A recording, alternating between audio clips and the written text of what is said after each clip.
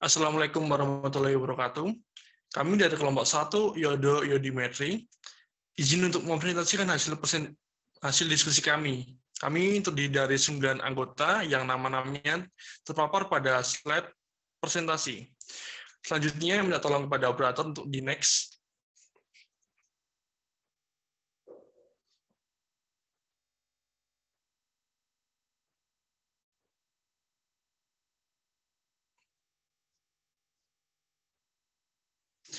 Pada presentasi kami ini akan terbagi menjadi 3 bagian utama. Yang pertama yaitu analisis kuantitatif dan iodo-yodimetri.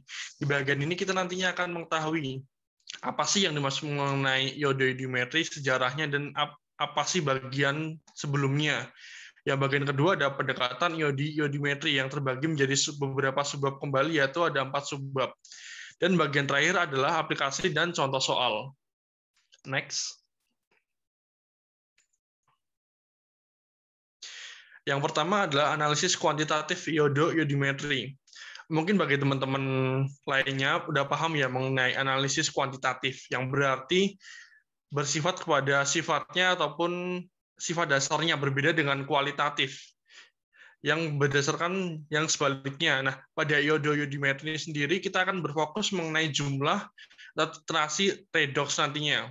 Ini merupakan sebuah diagram alir di mana kuantitatif terbagi menjadi gravimetri dan titrasi. Dan untuk bagian titrasi sendiri masih terbagi lagi menjadi 4 bagian. Nah, yang akan kita pelajari pada presentasi milik kami ini adalah bagian redox. Next. Nah, seperti saya bilang sebelumnya, redox merupakan bagian dari analisis kuantitatif, yaitu mengandalkan perpindahan elektron antara titran dan analit sebagai penentu jumlah komponennya. Dan perlu digarisbawahi kembali bahwasanya analisis redox ini tidak hanya iodi-yodimetri. Masih ada beberapa jenis analisis lainnya yang akan dipaparkan oleh rekan saya selanjutnya. Terima kasih. Selanjutnya yaitu macam-macam redox. Yang pertama adalah permanganomet, yaitu merupakan metode titrasi dengan menggunakan kalium permanganat yang merupakan oksidator kuat sebagai titran. Nah, titrasi ini didasarkan atas titrasi reduksi dan oksidasi atau redox. Kemudian titrasi ini bisa digunakan untuk menentukan kadar belerang, nitrit, fosfat, dan sebagainya. Kemudian yaitu dikromatometri, yaitu titrasi redoks yang menggunakan senyawa dikromat sebagai oksidator.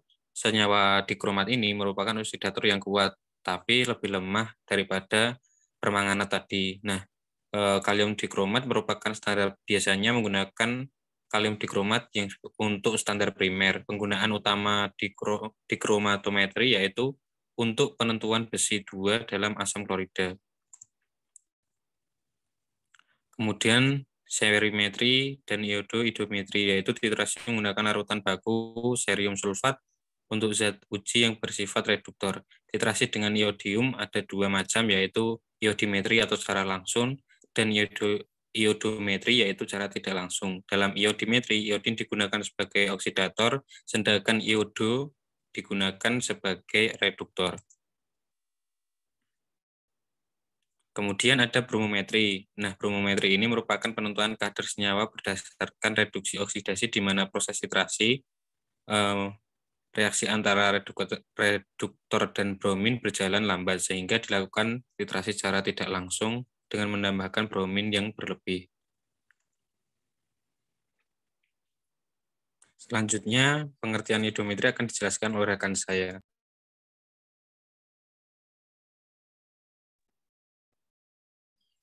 Selanjutnya yaitu iodimetri. Iodimetri merupakan cara langsung atau digunakan larutan iodium untuk mengoksidasi reduktor-reduktor yang dapat dioksidasi secara kuantitatif pada titik ekuivalennya.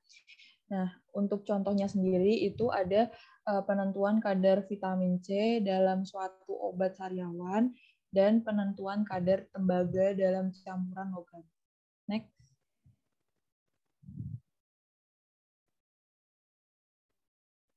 Nah, untuk metode iodimetri ini jarang dilakukan mengingat iodium sendiri merupakan oksidator yang lemah. Nah, prinsip penetapannya yaitu apabila zat uji atau reduktor langsung dititrasi dengan larutan iodium atau I2 sebagai larutan standar menghasilkan reaksi dengan iodium secara kuantitatif. Nah, reaksinya seperti berikut. Reduktor sama dengan oksidator plus E, lalu dimisalkan dengan Na2S2O3 oleh I2. Oke, next. Selanjutnya adalah analit dan reaksi dari iodimetri. Untuk analitnya sendiri itu ada 9. Yang pertama ada antimon 3 dengan reaksi HSBOC4H6O6 ditambah I2 ditambah H2O menghasilkan HSBO2 C2H4O6 ditambah 2H+ ditambah 2 imin. Yang kedua ada arsani 3 dengan reaksi HASO2 ditambah I2 ditambah 2H2O menghasilkan H3ASO4 ditambah 2H+ ditambah 2 imin. Yang ketiga adalah ferrocyanida dengan reaksi 2FeCN6 4- ditambah I2 menghasilkan 2FeCN6 3- ditambah 2 imin. Untuk analit ke-4 sampai ke-9 ada hidrogen cyanida, hidrasin, sulfida, sulfit, tiosulfat, dan timah 2. Untuk reaksinya dapat dilihat sendiri. Next.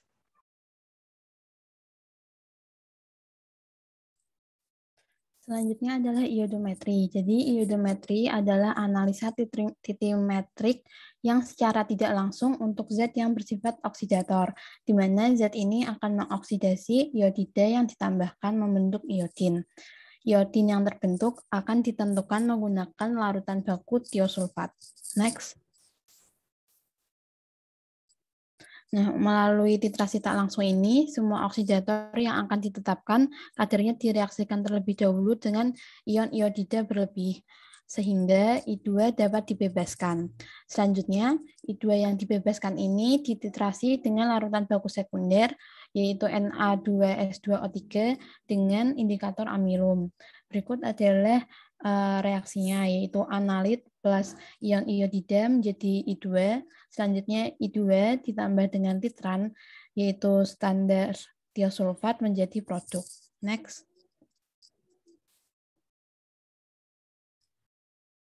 Nah, pada titrasi iodometri, analit yang dipakai adalah oksidator yang dapat bereaksi dengan imin atau iodida untuk menghasilkan I2. I2 yang terbentuk secara kuantitatif dapat dititrasi dengan larutan tiosulfat. Nah, pada slide tersebut itu ada gambaran tabel contoh analit beserta reaksinya.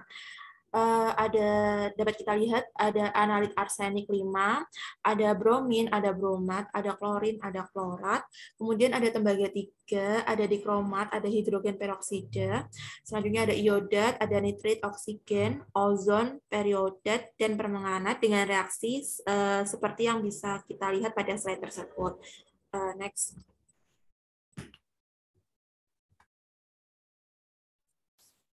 Oke, yang selanjutnya di sini ada beberapa perbedaan dari iodo dan juga iodometri. Jadi yang pertama itu iodometri termasuk ke dalam titrasi yang reduktometri, di mana dia itu keberadaan titrannya adalah sebagai oksidator. Nah, sedangkan untuk iodimetri, dia itu termasuk ke dalam titrasi oksidimetri, di mana titrannya itu berperan sebagai reduktor. Kemudian ada larutan titran, yaitu untuk iodometri ada Na2S2O3, sedangkan untuk iodimetri ada larutan I2. Kemudian penambahan indikator pada iodometri itu di saat mendekati titik akhir. Karena apa? Dilakukan ini karena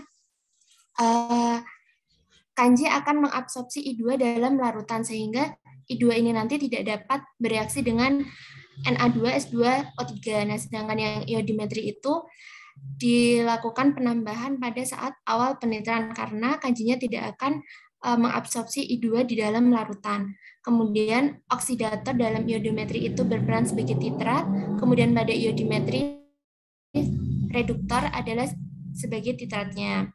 Yang terakhir, dalam titrasi iodometri itu menggunakan suasana asam, sedangkan iodimetri itu sedikit basa atau mungkin netral, jadi sekitar pH 8.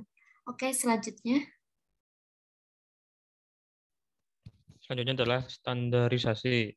Standarisasi sendiri merupakan suatu proses yang digunakan untuk menentukan secara teliti konsentrasi suatu larutan.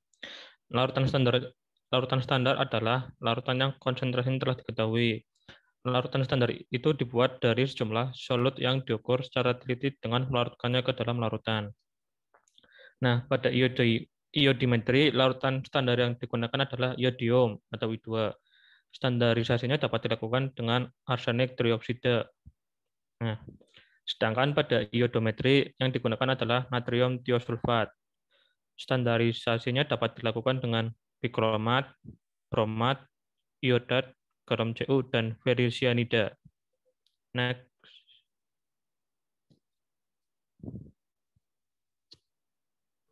Contoh soal. Selanjutnya adalah contoh soal. Nah, di sini saya menampilkan contoh soal dari materi iodo atau dan iodrometri. Yang pertama yaitu dalam penetapan kadar vitamin C menggunakan iodimetri diketahui bahwa jumlah sampel yang bereaksi adalah 0,02 molar. Jika massa vitamin C yang digunakan adalah 141 mg, hitunglah volume vitamin C yang digunakan. Next. Tadi diketahui molaritas sampel yaitu sebanyak 0,02 molar. Kemudian massa vitamin C-nya itu sebanyak 141 gram. Kemudian diketahui juga massa molekuler relatifnya vitamin C sebanyak 176,17. Yang ditanyakan tadi adalah volume vitamin C yang digunakan pada saat titrasi. Untuk rumus molaritas tersendiri itu gram per mR dikali 1000 per volume. Karena molaritasnya sudah diketahui, kita masukkan 0,02 molar, kemudian masanya kita masukkan 0,141 per 176,17 sebagai mR vitamin C. Dikalikan 1000 per volume yang kita tanyakan. Kemudian volume didapatkan sebanyak 40,018 mili. Next. Oke, yang selanjutnya di sini ada contoh pengaplikasian analisis. Untuk titrasi iodimetri itu senyawa yang dianalisis ada berupa SO2, H2S, Zn2+, Cd2+, Hg2+, Pp2+, kemudian ada cystein, glutathione, mercaptoptanol, glukosa, dan gula reduksi lainnya. Sedangkan untuk iodometri itu ada beberapa senyawa yaitu HOCl, Br2, IO3-, IO4-, O2, H2O2, O3, NO2-, CO2+, MNO4-, dan juga MNO2. Oke. Sekian presentasi dari kelompok kami. Terima kasih atas perhatiannya. Wassalamualaikum warahmatullahi wabarakatuh.